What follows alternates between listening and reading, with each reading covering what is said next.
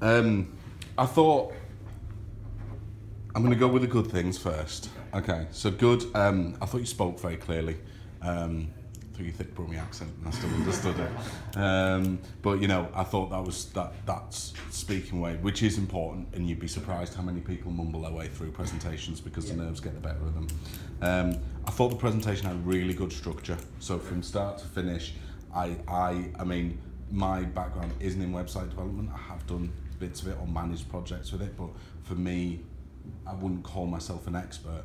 Coming in, I understood everything that you were talking about. You kept the language simple, but enough to not be stupid, like to sort of treat us as stupid. Thought it was really comprehensive. I think that might be a bit of a plus and a negative. I think there's probably things you could have taken out there, but I did feel like, yes, you've given me all the information, and it was tough to kind of pick out questions on there kind of thing.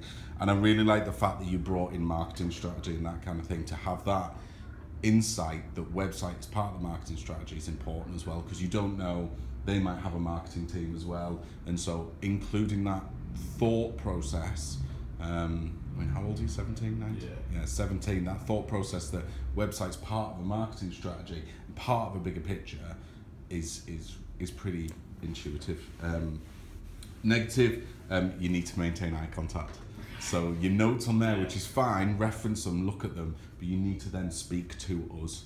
There was too much of staring down here, especially with that computer in the way. That's a big barrier. Okay, there's nothing wrong with that, but you need to make sure you engage us as clients. There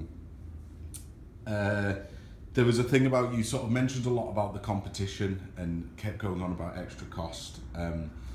Keep saying, putting that into the thing, and there's no harm in mentioning cost. And you mentioned it at the right time, but you kept sort of saying it, and I think just leave that. Yeah, that's my thing, is just leave that until the end and let us ask the question of how much it'll cost. The idea being that you'll convince them so much that they won't care how much it costs. But that doesn't always happen. So the fact that you broached it, there's nothing wrong with that. I just think be careful when you mention it and how you mention it. That's about it. I think, you know, with these features, I think it'd have been nice if you told us. That's why I wanted to, when I asked you, it'd have been nice if you'd have kind of come up to us and said, I think you should get this. I don't think there's any point in downloadable files, or right. You know, I don't think there's any point in this. I think these are the things you need, because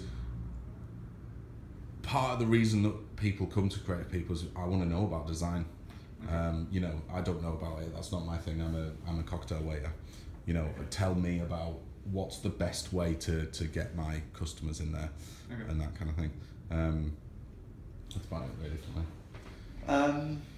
From my point of view, Casey, and I'm clear that you know, we haven't helped Casey in any way with this. This is the first time that I'm seeing what Casey's presented. So from our point of view, if I forget the picture of the first instance, I'm really pleased that you've clearly absorbed what goes on in the studio, because you aren't privy to a lot of the meetings that we have, but you've understood and applied technical lingo that we use internally in the correct place in this pitch. So from my point of view, you clearly understand what's going on in the studio. You don't sit in the corner and just do your own thing. You understand and are applying what happens every day. Okay. From a client point of view, if I was a client sitting here, the thing that I liked was you clearly researched me as the client. So as the client, I need to know first and foremost that you care about what I'm doing. You're not just seeing me as Project X, you're seeing me as a company and what my company's needs are.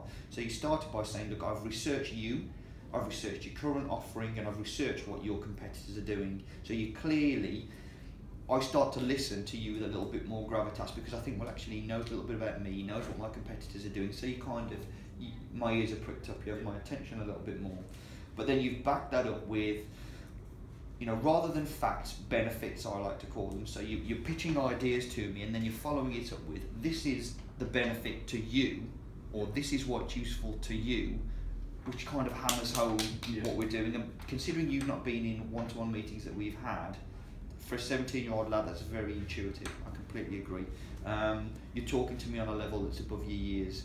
And I liked the structure. I liked the fact that you were talking about what you currently have, what we could offer you, and I quite like the fact that there's a list that I can choose from, and then what we could potentially do in the future. So you're almost talking in 3 phases, what you've got, how we could solve the problems I think you have now, and how I would do that, and why they're beneficial to you, but then also what we can do